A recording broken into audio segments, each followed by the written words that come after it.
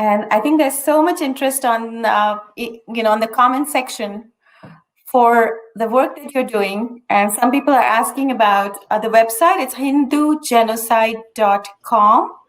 And this video is going to be available on YouTube even after it's over. So, namaste, Umiji. Hi, Richard. This is really heartbreaking. And although I've been working with Pakistani Hindu and Sardars for the past decade or so, and I also written a book on that, the genocide forgotten. It's a forgotten genocide of Hindus and Sardars in Pakistan, which has been going on for the last 70 years. But that's not the only thing. The issue is how on earth did Hindus become the perpetrators instead of being the victims? If you look at the op-eds and the editorials of the Western press, especially New York Times and Washington Post, every other day, mostly idiotic Hindus themselves are writing articles that Hindustan has become a lynching republic. Whereas I was talking to Shri Sanjay Dikshit ji, and he has a data of about 160 Hindu activists of RSS, Vishwa Hindu Parishad, and BJP being murdered. So if this RSS is that fascist in Bharat, how come 160 Hindus have died in the past 5 years ever since Modi ji became the Prime Minister of this country? So this random, unceasing, low-level scattered violence and sometimes overt violence is going on, and it is. What is my question to myself, and maybe you can answer this to me, Richard, is that because we don't have Aarti right now, she's busy somewhere, so we'll wind this up. What are overseas Hindus and what are rich Hindus? What are the powerful, so-called powerful Hindus doing about this? I mean, this is raw data, right? This is not something we have manufactured. This is even if they don't consider themselves Hindu, these are human lives we are talking about. So these bleeding hearts who have so much compassion for Red Cross and others, which is all right, it's okay if they want to. But what about these Hindus who are being butchered like this? You live in the US, so tell me, what's the psyche of these overseas rich, powerful Hindus? So, Miji, it is sad that the narrative in the media is set by vested interests, and our voices are definitely the subaltern voices. Our voices are not projected in any of the medias, whether it's even NPR, which is like the National Public Radio of the United States. You're going to hear voices against the Hindus more than pro-Hindus. And, I think there's a lot of subversive element that is trying to designate the Modi government as a fascist government, or, whereas as we all know that, this is a fake narrative that is being set, Oh, I so much hope that Modi was a fascist, but sadly, nothing is happening on the fascism front. We are dying. Our girls are being raped. 3 girls per day in Pakistan. We will watch the Sri Lankan genocide of Hindus, and so what is the solution? How do we reach out to fellow Hindus? And are we actually numbed? And one important thing is the power rests, the wealth creation, everything is rests in this vested interest, right? It rests with them. So even the Hindus who want to grow further, like you said, the Hindus are writing in the New York Times, and it is many times it's our own Indian Americans who donate, to these vested forces without realizing how they're perpetrating the same old, wrong narrative and subverting our voices.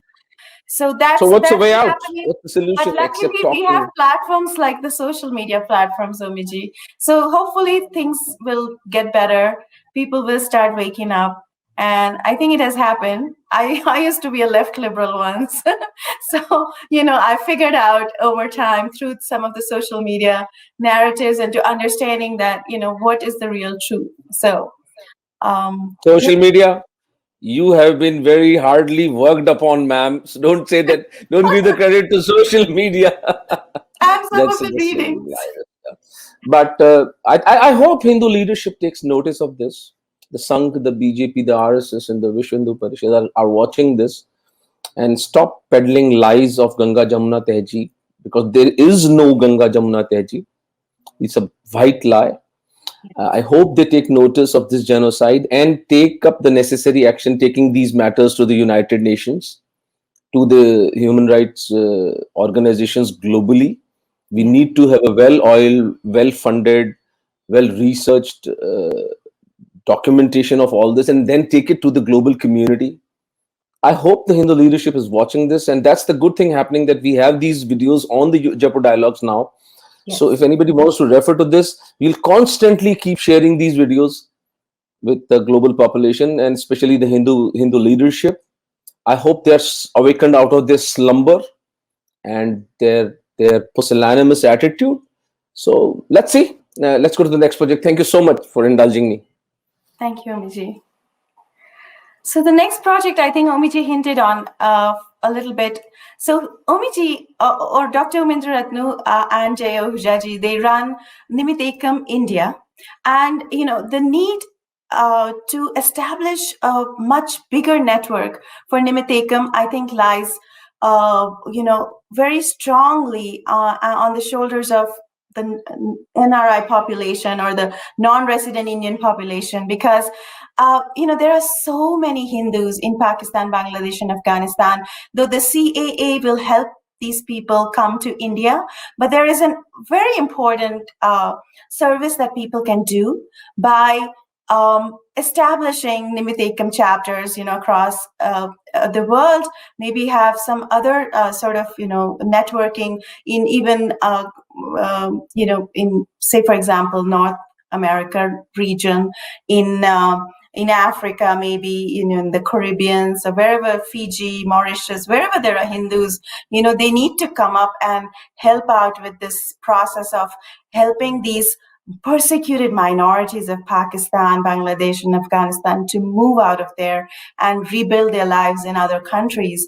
So once a chapter exists in Canada, and it's called Nimittekam Canada, and I will let Avinash ji talk about the kind of work they're trying to do. To it's a young and fledgling organization, but very important, and they are doing a lot of work. Again, they have, I've seen some of the documentation work that they are also helping out with. So over to you, Avinash Rao. Thank you so much, and welcome.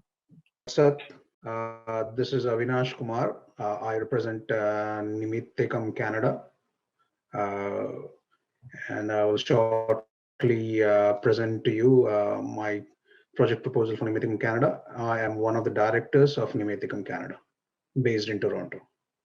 So the mission statement of Nimittekam Canada is Nimittekam Canada shall resettle Pakistani Hindus in Canada by actively lobbying Canadian government bodies and generating consensus on the state of Hindus in Pakistan. We are a not-for-profit organization. We were constituted in June of 2020, headquartered in Toronto, with 4 directors. So we're coming to the problem statement. Uh,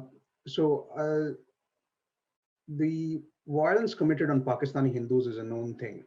We all have heard about this for a long time, but none of the world governments acknowledge this violence. The CAA was a good step, but the existing narrative that the Indian government set was very weak, and hence has been dominated by uh, groups that are more affiliated to Pakistan. And that's why you see so many of the Western city councils passing resolutions against the CAA. And instead of highlighting the situation of the Pakistani Hindus, the focus has become the denial of citizenship to Ahmadiyas and Shias from Pakistan.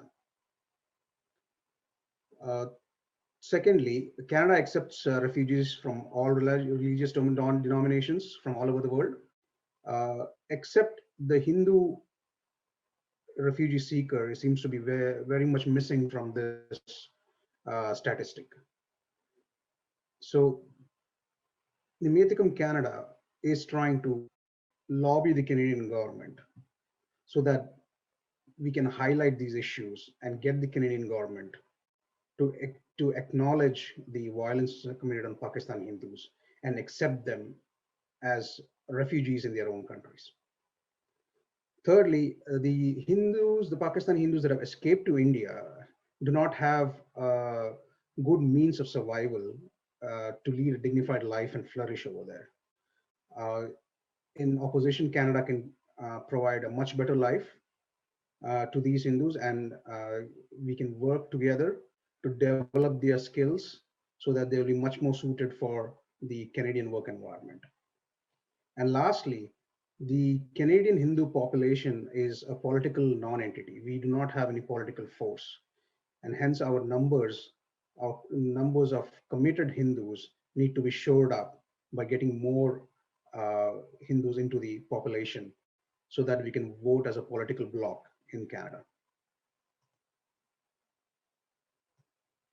The following are the core objectives of Nimittekam Canada. So to educate the Canadian government and public about the horrifying genocide of Hindus in Pakistan, to generate consensus in Canadian judicial and legislative about the state of religious freedom in Pakistan, to help persecuted Hindus of Pakistan get refugee status in Canada, to educate community leaders, religious leaders about the humanitarian crisis in Pakistan, to enlist community volunteers, gather funds for the rehabilitation of persecuted Hindus of Pakistan.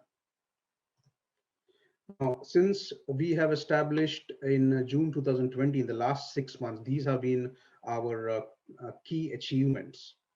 We began a process of consulting lots of immigration lawyers, at least 4 different immigration lawyers, including legal teams which have been working with Pakistani Christians.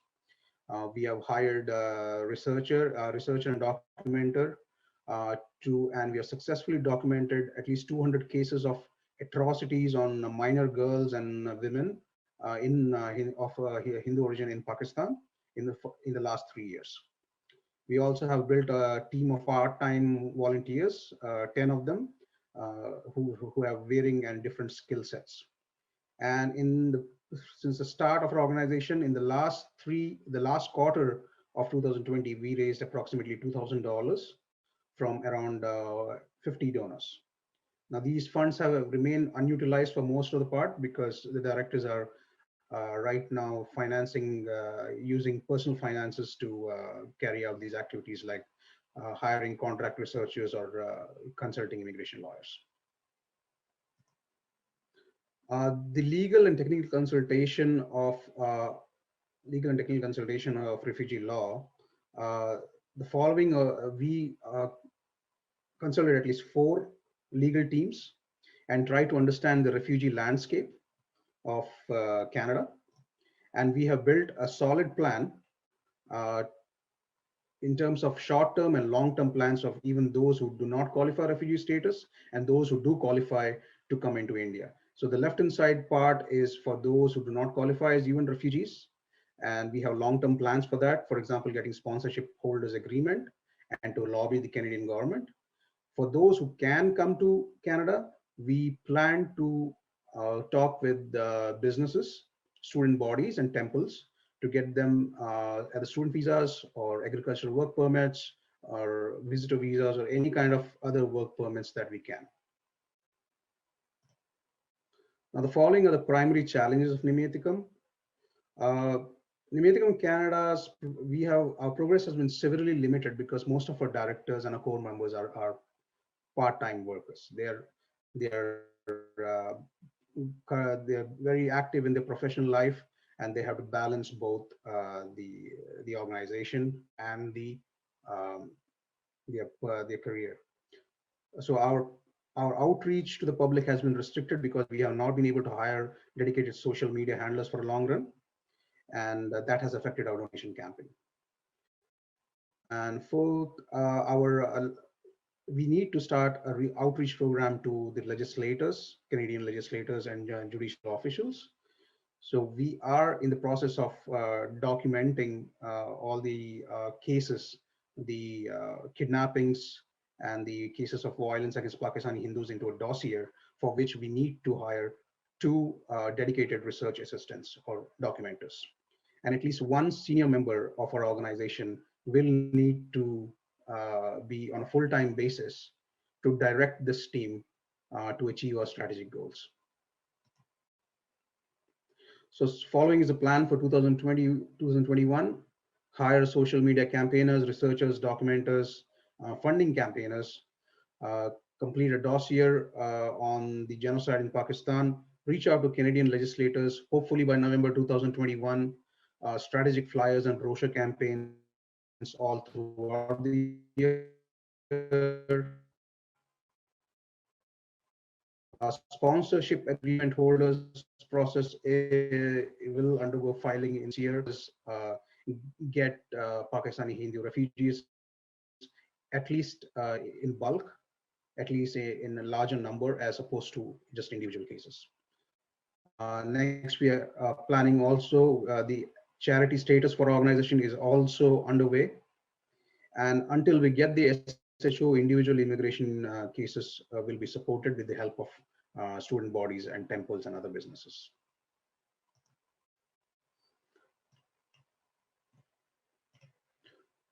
So our short-term and long-term immigration plans are such.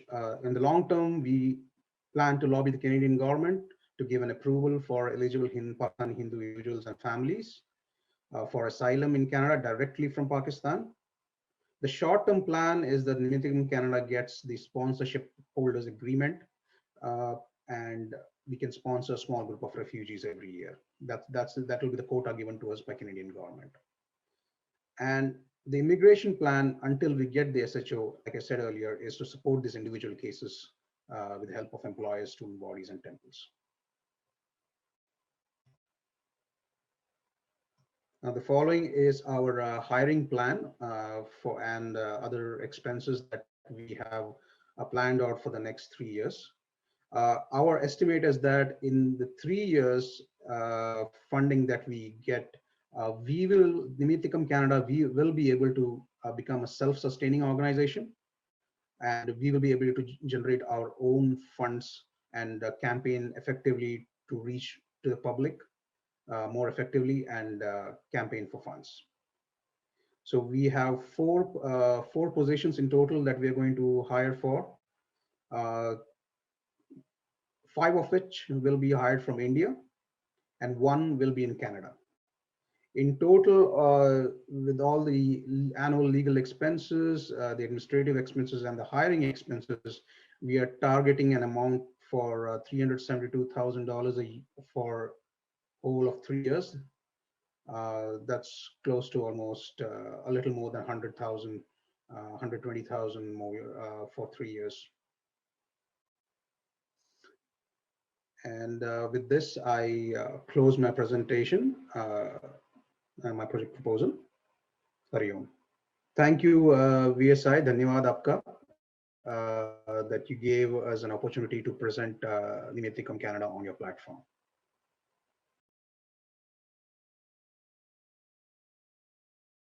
Namaste. Thank you so much, Avinash ji. That was really enlightening. I think a lot of positive comments coming in. Yeah, a lot of so I just want to know if you did mention that you plan to lobby with the Canadian government. I know this has to be a little bit quite a challenge, right? Because I think no one has done this before in Canada. Well, there are actually Pakistani small groups of Pakistani Sindhi groups also here who have tried that before in Canada, but unfortunately, how would I say this? Canada is like the paradigm of liberal society, so-called liberal society, and the whole political body is also supposedly liberal. So anything that is more sensational and that can be sold in international media gets portrayed. Uh, Things like Hindu genocide, like Aarti Agarwal said, that doesn't sell in the media or in general public, and that's why the Canadian public, Canadian political bodies won't do that. There have been a few politicians who tried to raise their voice for this, but if you have been following the news in Canada, Hindu politicians who are even a little bit of bent towards Hindus are getting kicked out of their political patronage or political caucuses. I think the political environment in the US and Canada in that way is very similar. That we are facing some of that in US as well. Um, so So drone sir teaches asks, can I work from home for Nimittekam Canada? Can this question be taken separately so that Avinash can reach out to this gentleman? Okay, so Avinash, hi. That was a great presentation. Really worked. You worked hard on this. Because Nimittekam is our common passion. So my suggestion here is that because of the COVID, everything is stuck, right? There is no migration, there is no immigration, there is no refugee thing going on. The United Nations itself is just barely breathing. So this is the time for us to actually fortify, put the documents in place so that 1 year down the line, see 1 crore Hindus in Pakistan, all of them cannot be taken to out to Bharat. We have to find alternate routes for them if they have to survive as Hindus. So my pranams to you. You have done brilliant work in Canada. We need more people. My question is, why is this issue not resonating with the Hindus, the ordinary temple going Hindus of Canada? Have you tried that? Is there a plan in place? Once the COVID thing abates, shouldn't we reach out to the average routine Hindu living in Canada? That's my question. As to the biggest problem with Hindus and with generally North America, why do Hindus come to North America? They come to earn money. They are very busy in their professional lives. They simply do not have time for anything else. Now we have tried to reach out to a lot of them, and the conversion, I would say, the turnaround rate for Hindus is maybe about around 1%. Maybe we reach out to 100 people, maybe one we can convince, but others, oh yeah, they hear, oh, that's so sad, but then that's all. They turn around and they go back to their normal lives. What is your modus operandi? What is the kind of demand that you raise? Because I'll tell you what I mean by that. When I approach Hindus in Bharat or globally, I ask for 100 rupees a month or $10 per month, which is actually peanuts. Now, if Hindus cannot even give that, then I don't know what else to offer. But largely, Nimittekam Bharat has been successful in generating enough funds that we have taken 10,000 Hindus out of Pakistan and more than 2,000 citizenships. Even in this era of COVID, yesterday itself we got 7 citizenships in Jaipur, in which Gordhan Meghwalji, who is the main coordinator for us at Nimittekam in Jaipur, has been granted citizenship, and now you will see a very different level of work now that he's a citizen. He was right now working as a Pakistani refugee. So, what is the kind of figure that you demand from Hindus? I mean, $10 a month is, or it's just sloth, or it's just indifference. What do you think? We can definitely, over here, people can definitely pay at least $20 to $30 a month for sure, for every ordinary Hindu. I myself, I try to contribute to so many organizations and try to increase my donation limit every year. And believe me, the prosperity of Hindu Canadians over here, they can definitely afford to give at least 50 or maybe 30 to 50 dollars every month for this cause. You asked I me think about the there are two temples. ways. Yeah, sorry, go ahead. You asked me about the temples also. So we have been approaching temples on a regular basis. Our programs have taken a hit because of the COVID situation, but we have approached many temples, and we got at least 3 or 4 temples to listen to us. And generally, temples in Canada are very apolitical. They do not want to get involved in politics. But what we have tried to show them is that it doesn't matter how whether you are political or not. Whatever happens internationally happens. It affects Canadian Hindus also. And the recent farmers' protest is a big example for this. And it'll affect Canadian Hindus. And finally, these Hindus are the ones who are coming to your temple. It's the temples which are going to be vandalized. So it doesn't matter if you're political or apolitical. You will have to take a stand sometime. Yes, Absolutely. yes. I So think they have to take a stand because, in any of the political engagements that I have done here, one of the important things that people tell us is that this is the first time Hindus are coming out and reaching out to us. I hear that from the senators and congressmen a lot because we are so apolitical and we are not united, in our viewpoints. I mean, what more evidence do you need to know that Hindus are being persecuted in Pakistan? We every day we have videos coming out from there. no, So but yeah, yeah, to say money that I'm and vote. apolitical is like saying that I am not interested in tax structure. What? It's like saying that no, I'm not interested in education of my children. That I want to be away from this. It's very quite moronic to say that I politics doesn't interest me, and I am sure you guys must be hearing that back in North America, and as I hear it in Bharat, हमें politics से कोई लेना देना नहीं है. अरे भाई politics से आपको लेना देना नहीं. Politics controls your every breath. Absolutely. Absolutely. फिर आप रोते हैं जब आपके ऊपर टैक्स लगते हैं, जब आपके अगेंस्ट लॉज आते हैं, जब आपके ऊपर करप्ट गवर्नमेंट्स आती हैं, तो आप फिर रोना मचाते हैं. आई डोंट नो ये क्या ये क्या मतलब एक intellectual depletion. I call it infantilization of the Hindu psyche. So this is dangerous. Yeah you were saying Richa. I was just saying that at least we have a very active audience. Many people are saying they want to volunteer. Many people are donating. We should put Yeah. out donation links and engage the people who are engaging. Because that is very important that we keep building on that momentum. I think that awareness has come in only recently among the NRI Hindus.